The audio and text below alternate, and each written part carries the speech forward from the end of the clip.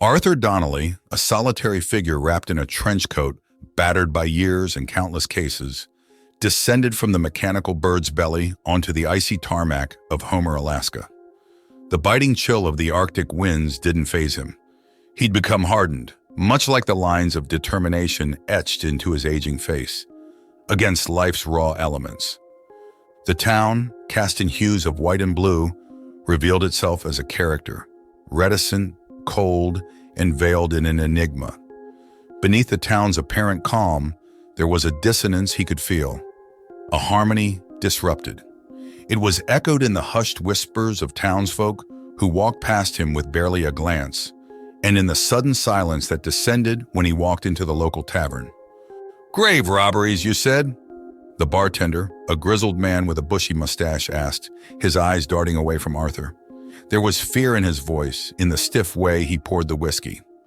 Arthur nodded, the weight of his purpose and the echoes from the town's hidden depths settling on his shoulders. "Aye, got any word on that?"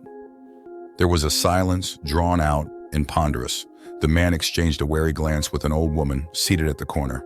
She, with the map of life etched deep into her skin, drew her shawl tighter. "You best leave this be, stranger," the woman murmured.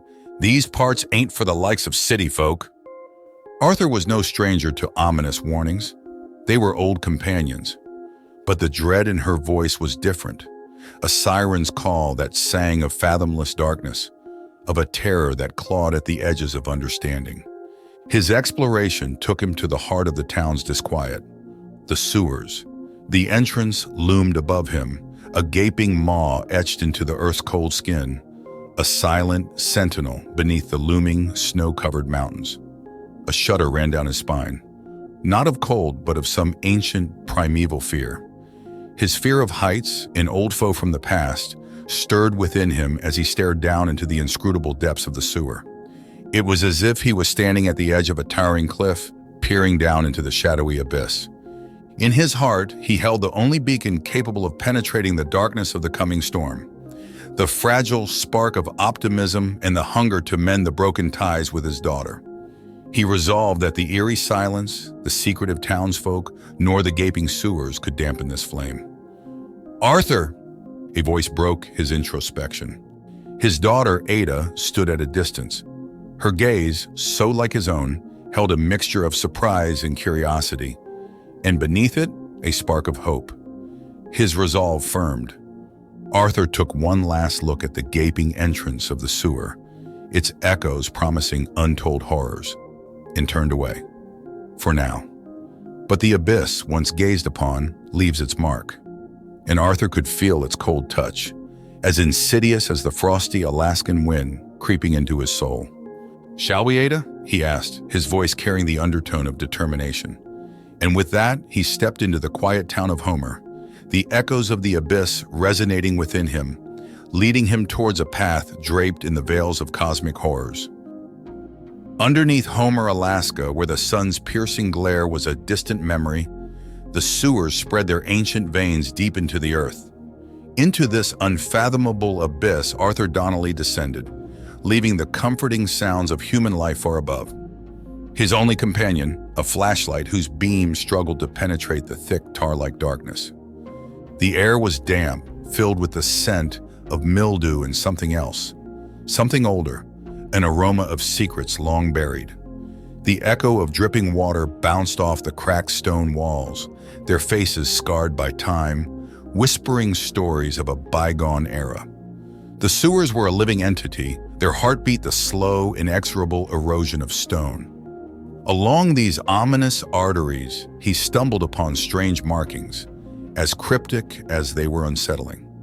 Elaborate ancient symbols etched into the walls with what looked like a mixture of chalk and blood seemed to dance in the beam of his flashlight. They spoke of a language born from the throes of chaos, their meanings whispering madness into the minds of those who dared to decipher them. "What's that?" Ada asked, her voice brittle in the cavernous underbelly of the town, her presence a comforting reminder of the world he left behind.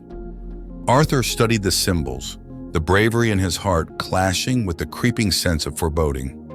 "I wish I knew, Ada." The truth began to paint itself in bold strokes. These were no ordinary grave robberies. The stolen bodies were pieces of a grisly puzzle, a macabre tapestry woven with the thread of an unspeakable darkness. Even as Arthur tried to navigate through the enigmatic labyrinth, an uncanny feeling trailed his steps. Anonymous letters began appearing at his residence, each containing the same cryptic symbols he discovered in the sewers. They were left unsigned, but the message was clear. He was being watched, followed, and the hunters were slowly closing in. Simultaneously, Arthur's relationship with Ada seemed to hang in the balance. Each revelation of the unholy activities taking place below Homer widened the gulf between them. "I don't understand, Dad. Why can't we just leave this alone?" Ada's plea was filled with genuine concern, yet tinged with a resentment he could not dismiss. Arthur felt his heart aching at her words, but his resolve did not waver. A spark of optimism still flickered within him. "Ada, I promise, when this is over." He left the sentence unfinished, hoping she could fill in the rest. As the sun dipped beneath the horizon, painting the Alaskan sky in hues of purple and gold, Arthur felt the hair on his neck prickle. The shadows lengthened, each seeming to hold a promise of lurking horrors. The comfort of daylight gave way to the spectral pallor of moonlight, cloaking the town in an otherworldly glow. The evening chill was an insidious whisper against his skin, carrying tales of the dread that lurked beneath Homer. His continued descent into the town's veins was met with increased hostility from the shadows. A murmur of strange voices echoed from the dank sewer walls, a cacophony of cosmic whispers. It was a language that Arthur's mind recoiled from, its mere echo a threat to his sanity. These voices were not born of the human tongue, but were birthed from the womb of cosmic chaos, the very essence of the entities that governed the grave robberies. The revelation was an icy blade striking deep into Arthur's heart. The grotesque realization of his true adversaries was a bitter draught to swallow. These were not men he was trailing. They were ancient, cosmic entities that sought him just as relentlessly as he sought them. In the midst of his growing paranoia, his strained relationship with Ada served as a painful counterpoint. Each cryptic symbol he deciphered, each bone-chilling echo he heard, pushed him further from the tangible, the real, from his daughter. "Dad, you're changing!" Ada's voice wavered as she confronted Arthur. Her eyes mirrored a deep fear, a silent plea for the father she once knew. Yet behind her fear was an unspoken curiosity, an attempt to understand the darkness he was delving into. The chasm between them seemed insurmountable. I'm trying, Ada." His voice was barely a whisper. "I need to see this through, for us." His determination battled his desire to reassure her, his promise hanging in the air like a ghost. His journey down the sewers took on a menacing tone as the cryptic symbols began to form a chilling pattern. They weren't merely threats or warnings. They were invitations. Invitations for Arthur to join them in their cosmic dance of chaos. The sewer's damp air grew colder, its darkness denser, the echoes of the abyss growing louder. Underneath the fragile facade of human life, deep within Homer's arterial veins, Arthur ventured forth. Each step echoed the drumming of his heart, a solitary rhythm within this sprawling labyrinth of despair. The stench of dread hung heavy in the air, a miasma of unspeakable horrors. His journey was no longer a descent, but a waltz with the shadows, a dance to the somber tune of cosmic whispers. The eerily captivating symbols, previously a mystery, began revealing themselves. They were a blueprint, a cosmic map through the unfathomable labyrinth, the end of which held promises of the unspeakable. These discoveries were slowly chipping away at the vestiges of Arthur's sanity. The despair of facing these cosmic horrors was a corrosive acid, burning through the facade of his optimism. Yet he pressed on, clutching onto the feeble flame of hope that still flickered within him. Ada watched him, her concern growing with each passing day. Arthur's transformation was evident. The once stoic, brave man was unraveling, his spirit eroding under the colossal weight of his pursuit. "Why won't you stop, Dad?" Ada's voice echoed through their once cheerful home, now shrouded in silence. Her brave front wavered, revealing the fear within. "I don't want to lose you to this madness." Arthur looked at his daughter, his silence a painful contrast to the cosmic cacophony that swirled in his mind. "Ada," he started, his voice a whisper against the storm. I need you to trust me." The labyrinth's haunting echoes pursued him even in the comfort of his home. A strange sensation washed over him. He was lost within the maze, yet the maze was also within him. A dreadful revelation dawned upon him.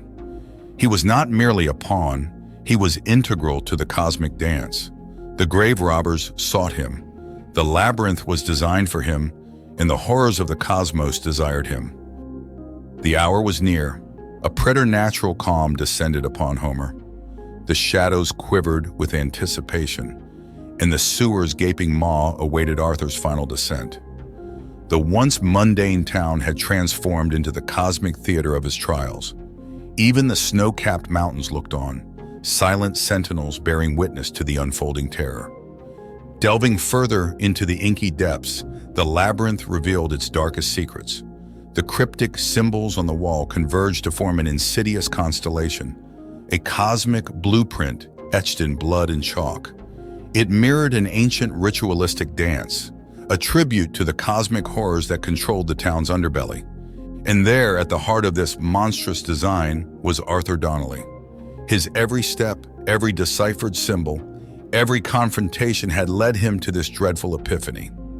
The echoes of the abyss roared in recognition, their voices a blend of reverence and expectation. Back in the world above, Ada paced nervously. Every tick of the clock, every distant echo of the night felt like a portent of the unspeakable. Despite her apprehensions, the stubborn spark of hope within her refused to be extinguished. "Dad," she whispered into the silence, her heart echoing the sentiment.